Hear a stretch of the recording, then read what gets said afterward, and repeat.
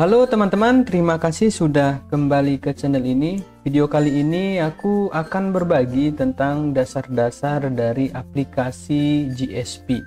Aplikasi ini adalah aplikasi yang gratis dan powerful untuk kita gunakan dalam analisis data kuantitatif. Ya, langsung saja teman-teman, ya kita akan coba belajar bersama nanti tentang 4 poin yang aku akan bagikan. Yang pertama, bagaimana cara install dan download GSP. Kemudian bagaimana cara mengenal tampilan layar dalam GSP. Kemudian nanti ketiga, kita akan buat contoh input data. Dan yang terakhir, kita akan uji statistik. Ya, ada 4 poin. Silahkan teman-teman saksikan di video ini. Dan sebelumnya jangan lupa dukung channel ini dengan subscribe, like, dan share. Ya, yang pertama, bagaimana cara install dan download GSP.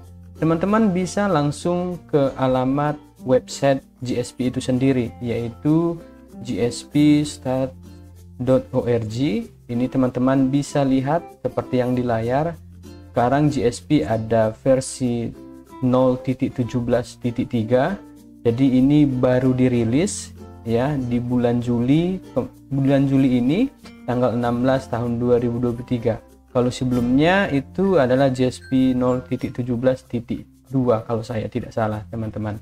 Nah, kemudian kalau teman-teman lihat di sini ada beberapa menu yang bisa kita akses. Pertama ada feature.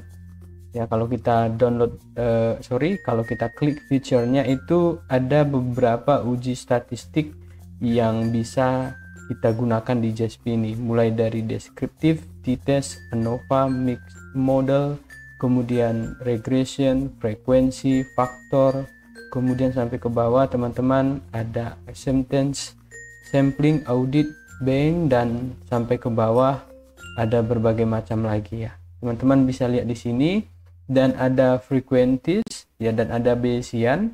Nah, kalau frekuensi dan Bayesian ini silahkan teman-teman cari pengertiannya di referensi lainnya. Nah, di sini dikatakan bahwa GSP ini bisa menerima data dengan format SAV, TXT, CSV, ODS, TSV, dan lain-lain. Jadi tidak semua data teman-teman bisa diterima oleh si GSP ini ketika kita input datanya. Kemudian kalau kalian bisa lihat juga di sini ada support. Ya, informasi penting juga bagaimana menggunakan GSP, kemudian pertanyaan-pertanyaan, forum, workshop, dan lain-lain. Kemudian ada teaching, ada donasi, ada blog. Ya, kalau untuk downloadnya teman-teman tinggal pilih menu download ini. Di sini ada beberapa versi atau tipe yang bisa kita download untuk Windows, untuk Mac, dan untuk Linux ya. Nah, teman-teman bisa menyesuaikan dengan device yang kalian miliki. Kalau Windows ya silahkan pilih di Windows 64 bit ini teman-teman. Kalau Mac silahkan pilih di sini dan seterusnya. Dan kalau kalian sudah selesai untuk download, silahkan langsung saja diinstal di device-nya teman-teman seperti install software biasa. Dan ini teman-teman gratis ya, dan sangat menurutku kalau kita gunakan untuk analisis data ya, seperti deskriptif, frekuensi, uji korelasi, dan lain-lain, itu sangat aku sarankan digunakan.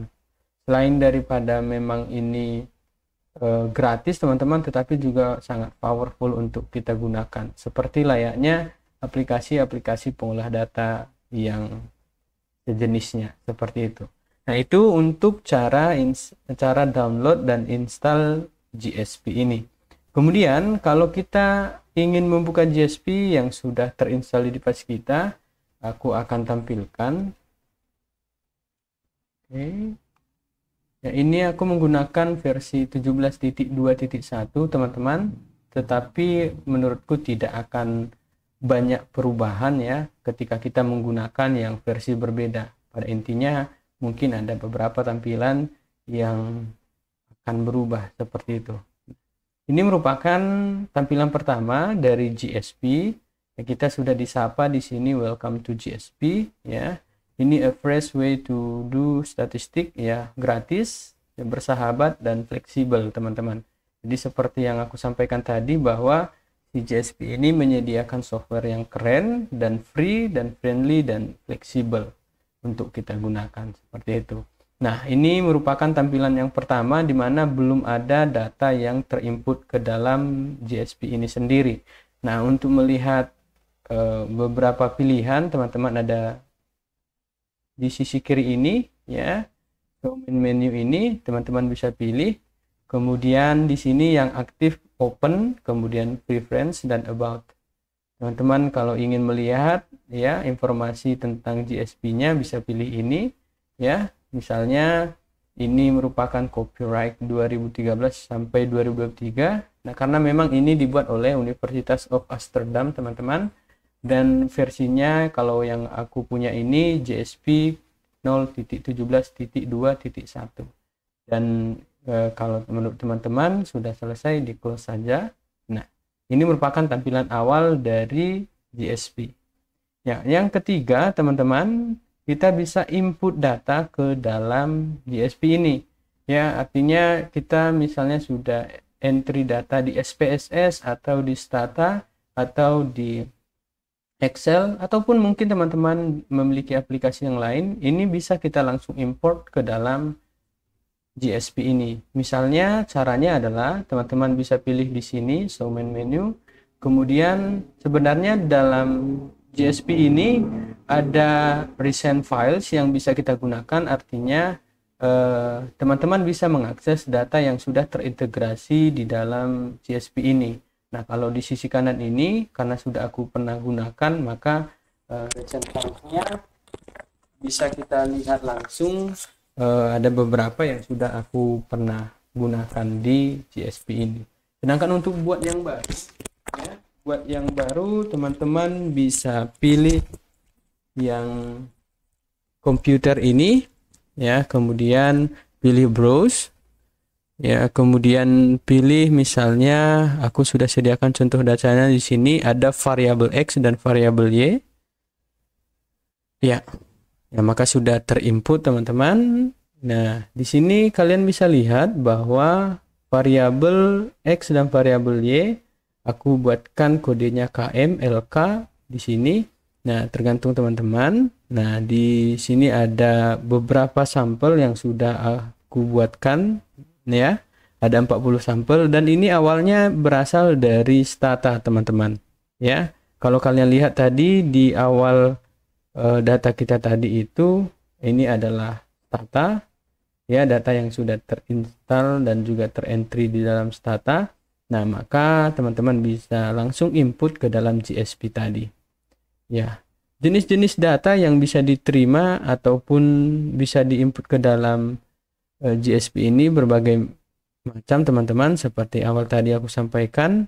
Tapi kalau dari Excel apakah bisa? Nah, teman-teman, kalau dari Excel misalnya kalian memiliki data ya, katakanlah data ini ingin kalian input ke dalam GSP. Nah, maka teman-teman bisa pilih file, kemudian save as nanti, kemudian pilih misalnya mau simpan di mana, kemudian pilih di sini di bagian save as type itu adalah format TXT ya.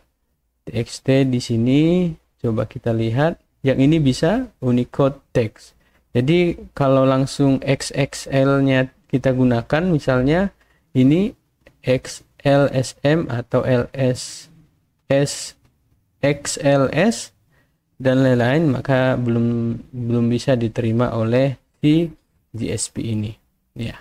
Nah, karena kita sudah input salah satu contoh datanya, teman-teman, seperti yang aku sampaikan tadi, kita coba uji statistik dalam GSP ini.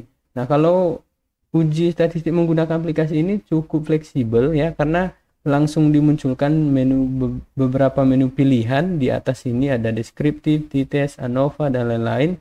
Kalau teman-teman ingin melihat deskriptif, tinggal pilih deskriptif ya, maka pilih misalnya variabel yang ingin kalian lihat deskriptif statistiknya, pindahkan ke variabel ini ya, atau bisa juga menggunakan tanda panah kanan ini, teman-teman ya. Misalnya di sini kalau kalian lihat deskriptif statistik dari KM itu 40, LK 40, missingnya 0 ya, minnya 110,350, kalau LK 108,975 dan seterusnya teman-teman.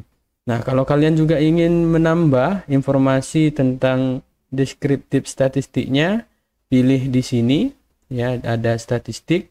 Kalian misalnya ingin melihat nilai mediannya, maka akan muncul di kanan ini median, kemudian mode, maka muncul modenya di sini ya. Kemudian weakness, akan muncul uji distribusi atau normalitas weakness. Kemudian squeeze, kemudian kurtosis, kemudian Shapiro-Wilk test, kemudian sum. Ya, maka kita bisa tinggal checklist, hilangkan checklistnya untuk melihat deskriptif statistik seperti yang ada di sisi kanan ini. Cukup mudah teman-teman menurutku untuk kita gunakan. Kalau teman-teman mau menggunakan transport descriptive table ya, bisa juga dengan metode table yang seperti ini ya, tetapi kalau ingin melihat seperti yang tadi, kita kembalikan. Nah, ini teman-teman bisa copy dengan cara pilih deskriptif statistik yang ada tanda panah ke bawah ini, kemudian copy dan tempelkan ke halaman laporannya teman-teman ya. Kemudian kalau kalian ingin misalnya uji korelasi, teman-teman bisa tutup terlebih dahulu jendela yang aktif ini ya, kemudian pilih regression, kemudian pilih di sini classical, ada correlation ya, kemudian ada KM, pindahkan ke sisi kanan, kemudian LK pindahkan ke sisi kanan. Kemudian apakah uji korelasinya ingin person, klik di sini ya, sample correlation coefficient. Kemudian apakah ingin Spearman, pilih di sini. Apakah Kendall-Taube, pilih juga di sini teman-teman. Jadi cukup mudah untuk kita lihat dan kita gunakan aplikasi yang satu ini. Nah, selain itu teman-teman bisa juga melihat plots ya, ada scatter plot ya. Di sini akan dimunculkan correlation plotnya teman-teman, seperti yang ada di layar ini ya. Seperti itu untuk cara menggunakan dasar-dasar dari GSP ini ya. Lagi-lagi teman-teman, aku sampaikan bahwa dalam penelitian ataupun analisis data penelitian, ini adalah tools ya, atau alat ya. Semuanya bisa digunakan dengan tools ya, dengan alat itu untuk mempermudahkan kita dalam memutuskan, dalam melihat hasil penelitian dan uji-uji statistik yang terkait seperti itu. Tetapi kalau untuk kekuatan teorinya, kekuatan pemahaman kita, dan juga kemampuan kita dalam memutuskan dan juga membaca data, itu kembali lagi kemampuan dari si peneliti ataupun teman-teman yang saat ini sedang melakukan penelitian seperti itu. Nah, ini tools ini kalau kita gunakan ya sebagai alat bantu, yang penting otak pemikirannya adalah kita sendiri seperti itu. Itu yang aku bisa pahami teman-teman ketika juga menggunakan beberapa aplikasi pengolah data kuantitatif ataupun kualitatif. Nah, itu saja yang bisa aku share untuk video kali ini. Semoga informasi ini bisa membantu teman-teman dalam analisis data. Dan kali ini aku mau mengajak teman-teman, silahkan dukung channel ini dengan subscribe, like, dan share. Dan kalau ada yang ingin ditanyakan, silahkan di kolom komentar. Terima kasih.